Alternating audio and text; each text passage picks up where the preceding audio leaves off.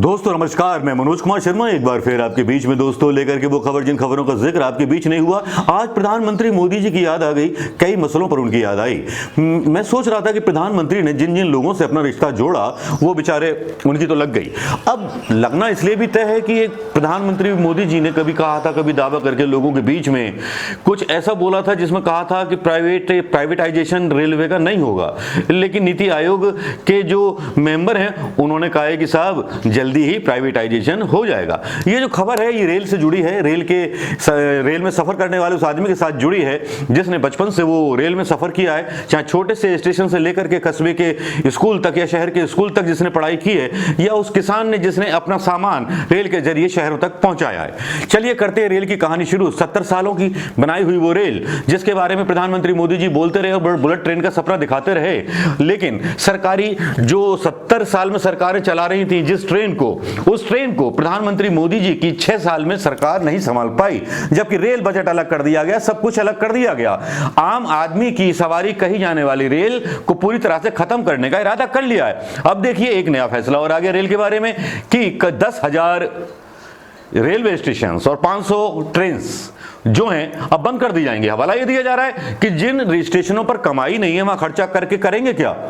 वाह भाई वाह, कमाल का सुधार कर रहे हैं आप। जहां खर्चा नहीं है वहां ट्रेनें नहीं चलाएंगे, मतलब 10,000 स्टेशन ही गायब, मतलब 10,000 स्टेशनों पर जो तैनात कर्मचारी थे उनकी नौकरियां गायब। दोस्तों मैं यहां आपको यह भी बता दूं कि रेलवे जो है एक ऐसा बड़ा संस्थान था, एक ऐसा यातायात का साधन था यातायात का जिसमें हिंदुस्तान के बहुत सारे लोग जॉब पाए हुए थे, और जॉब जिनके ऊपर थी वो टैक्स भी देते थे तो खरीदते थे तो सारे काम होते थे। अब 10,000 स्टेशनों पर मान लीजिए 5-5 लोग भी निकाले जाएंगे तो कितने लोग बेरोजगार हो जाएंगे, कितना प्रभावित होगी। हालांकि मोदी जी को सीधा गणित समझ में नहीं आता है, लेकिन आज प्रधानमंत्री मोदी जी को मैं कुछ याद दिलाना चाहूंगा।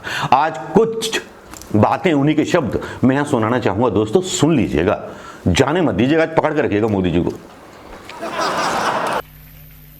कुछ लोग अफवाहें फैलाते हैं,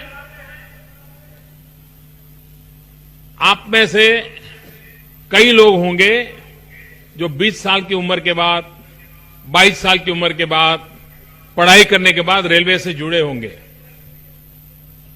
मैं जन्म से जुड़ा हुआ हूं,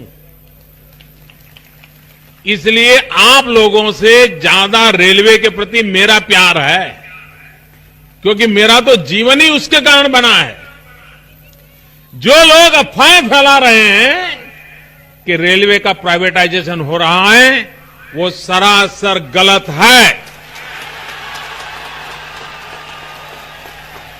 मुझसे ज्यादा इस रेलवे को कोई प्यार नहीं कर सकता, और इसलिए ये जो गप चलाए जा रहे हैं, भाइयों बहनों, न ये हमारी इच्छा है, न इरादा है, न सोच है। हम इस दिशा में कभी जा नहीं सकते हैं, आप चिंता मत कीजिए। दोस्तों ये सुन लिया होगा कि मोदी जी क्या कह रहे हैं। एक प्रधानमंत्री होने के नाते जब प्रधानमंत्री सीधे सीधे बोलता है कि प्राइवेटाइजेशन नहीं होगा, फिर प्राइवेटाइजेशन हो जाता है।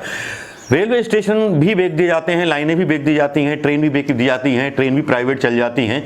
उसके बाद एक प्रधानमंत्री ये कहते हैं, तो क्या प्रधानमंत्री पर झूठ बोलने का आरोप नहीं लगाया जाना चाहिए, या उनको झूठ बोलने की कोई सजा नहीं दी जानी चाहिए, या उनसे उनकी जिम्मेदारी नहीं पूछी जानी चाहिए।